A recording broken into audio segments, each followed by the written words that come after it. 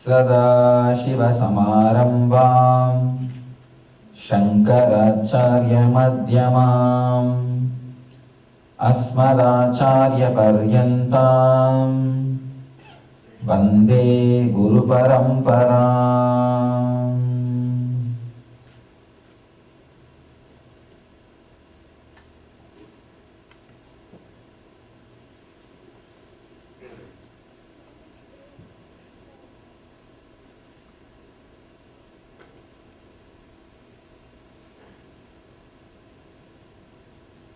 I welcome you all with my love and respects. I thank Gujarati Samaj of Oklahoma for hosting this event. My blessings to all of them.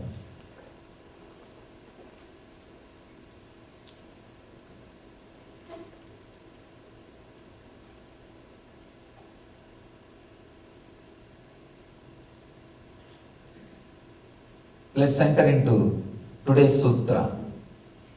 Let's understand and internalize the few ideas we need to understand today.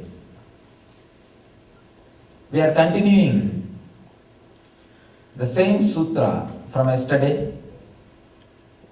I'll read the sutra and give you the translation, then we'll enter into the meaning. वितर्क विचार आनंद Asmit रूपानुगमात् संप्रज्ञातः. Patanjali is explaining to achieve first state of enlightenment. You see the ultimate enlightenment, what he calls Kaivalya. Till you achieve that enlightenment, you go through different experiences, which he calls different kinds of samadhis, different levels of samadhis. Here, he is giving us technique to achieve the first level of samadhi. We need to know first, why do we need samadhi first of all? It's not our food and bedroom and clothes are enough for life. Why do we need samadhi at all? What is the necessary to know about this samadhi? Please understand. I can say this is the ultimate luxury a man can have. Ultimate luxury a human being can have is opening our connection to the cosmic consciousness. Sometimes these great ideas, words, they happen in our life once in a while like a breeze, and after a few days you forget about them. You are caught in your regular routine, in your regular life. Again, after some time, when you get a chance to see somebody like this, some ideas, again they touch you. Again, you forget about them and your life, you carry on in your life. Again, sometime, once in a while you come in contact. That is the reason we don't understand how important the necessity of the samadhi experience. Please understand. A born blind man can never understand what he is missing. Same way, a person who has not experienced samadhi even once can never understand what he is missing. It's a whole another dimension of life. Whole another dimension of life.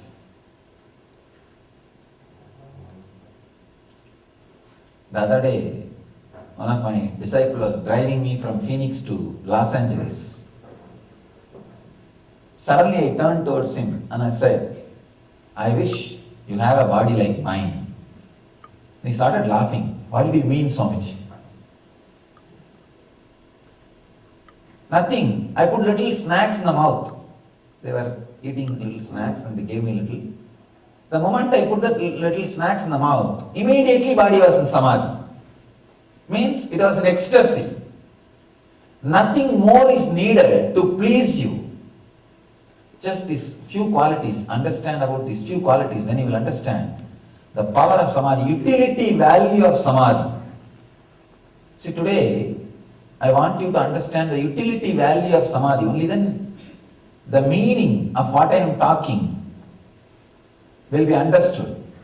Only then you will understand why you should sit and listen for hours together about Samadhi. It has direct utility value in your life. Just little snacks, nothing else. Just that. Body was already in Samadhi, means overflowing, ecstasy, joy. Just feels nothing is needed. See, when that feeling nothing more is needed is there, you feel like blessing the whole universe. Life is too good. Just understand, having that feeling, life is too good. It's just, that is there. Whenever you have the feeling, life is too good, you are living. I can say, having that feeling, life is too good, 24/7, 365. Sorry, 366 is what I call Ananda, or living in Samadhi. Just continuously feeling life is good, life is good, life is good. If that idea, that feeling, life is good is not there, whatever you have, what is worth? It's nothing. It's not worthy of anything. It is not worthy of anything. And if that feeling life is good is there, you just know life is good. Life is good. Living in Samadhi, it has great utility value. Apart from that, you see, when you have that feeling, life is good, suddenly you see there is no hangover on people. There is no hangover. You are just, see, I am traveling all over the world continuously.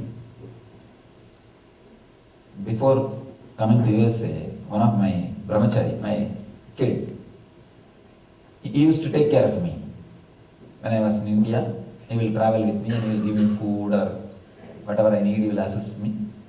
When I was leaving, he started weeping, started crying, because 2.5 months he was living with me continuously.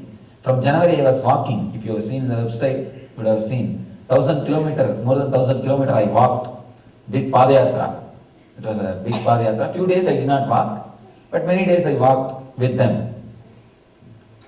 He was practically in my breathing space for 2 months. Because it was a wonderful experience. We were walking in the villages and sleeping in the huts, eating with the villagers and sleeping under the tree. It was a wonderful experience. He started crying. And he asked me, Swamiji, will you forget me? And I just, suddenly I thought, what to answer? I looked into him. If I tell the truth, he may be hurt. And I cannot tell a lie also. I have to prepare him. Because he is going to be around me for quite a long time. He has to understand the truth. So I turned to him and asked, you want actual answer or you want just some consolation? He said, no, tell me actual answer, Swamiji. I told him, I don't even remember you. Forget about forgetting. There is no remembrance, first of all. Only then we can forget. And he was shocked. When I look inside my inner space, that is the truth. I remembered the whole thing just because now I have to tell you. That's all. There is no hangover about objects or people. Understand how great freedom it is. How great freedom it is. You need to understand the utility value of Samadhi. Only then we will even start looking towards the direction. We will start looking towards the direction. We will start putting little energy in the direction. There is no hangover on people. What great freedom it is. Each one of you look inside. How much of your hangover you have with people with whom you are working in the office, or the people with whom you are living, or the people whom you meet here, there The hangover, that is the worst punishment. That is the worst punishment. Constantly you have hangover on somebody. The big problem is, when you are physically with them present, you don't know completely how to be open. That is why you always have that hangover. I have seen many times people, when they are around me, they are very sad that tomorrow I am going to leave. They say, Swamiji, in 2 days you will be leaving. We have to be all alone by ourselves. When I am around them, they have this feeling. And after I leave, naturally they will have hangover. See, when you are in the physical presence also, you are not complete. And you are waiting that you will be depressed. So naturally when I am not there, you will be depressed. What else to do? When they are physically present, not only with me, I am saying of everybody, even in ordinary relationship, when you are physically with somebody, you don't have the courage or guts to open. Afraid, fear of rejection. Fear of rejection is one of the worst things.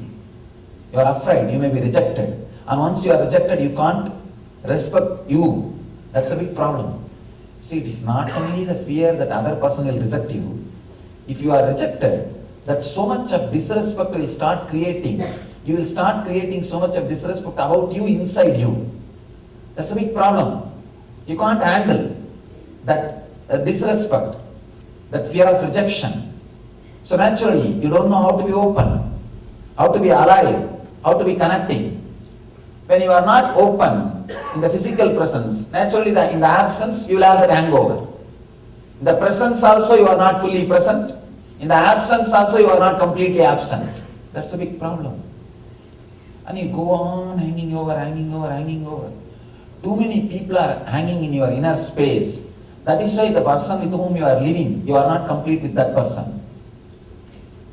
So it's like a vicious circle. Samadhi liberates you from all hangovers. There is no hangover.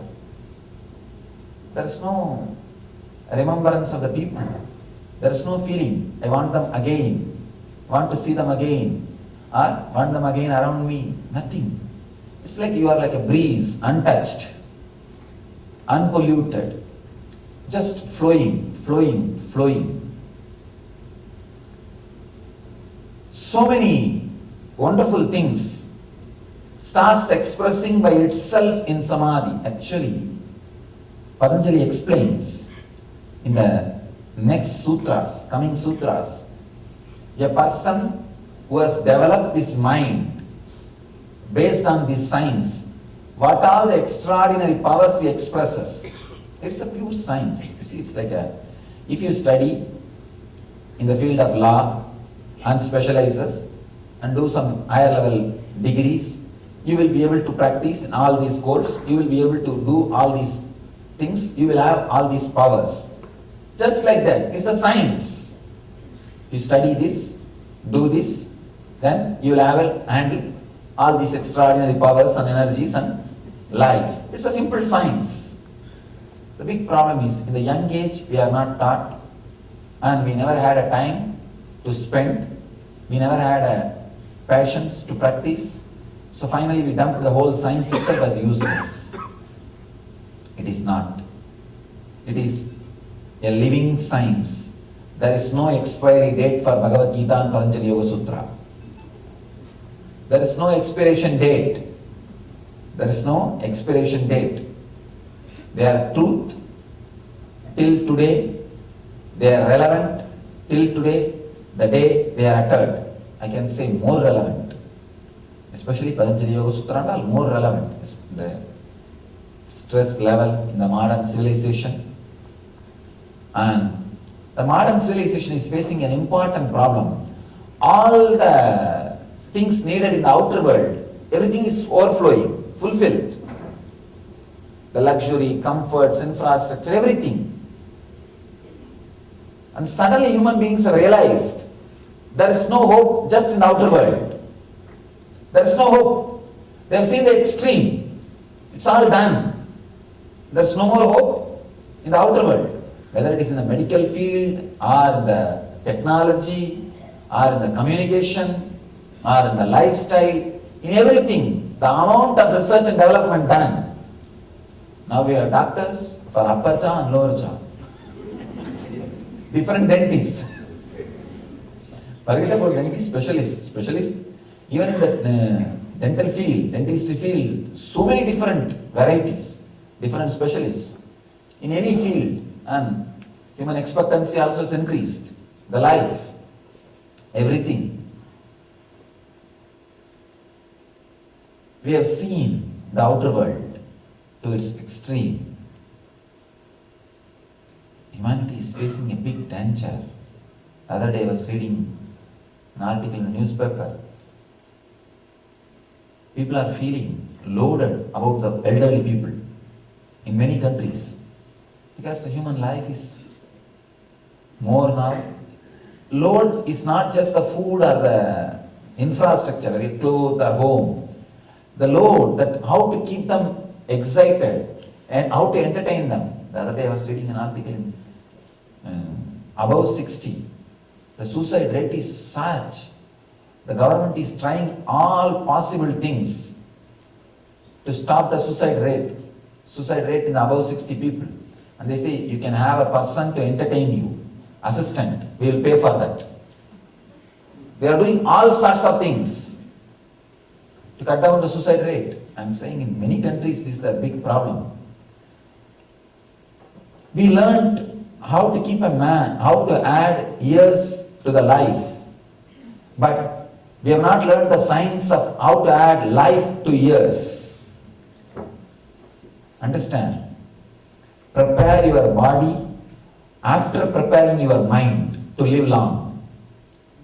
Otherwise, don't prepare. Better to die early. No, really, it will be hell.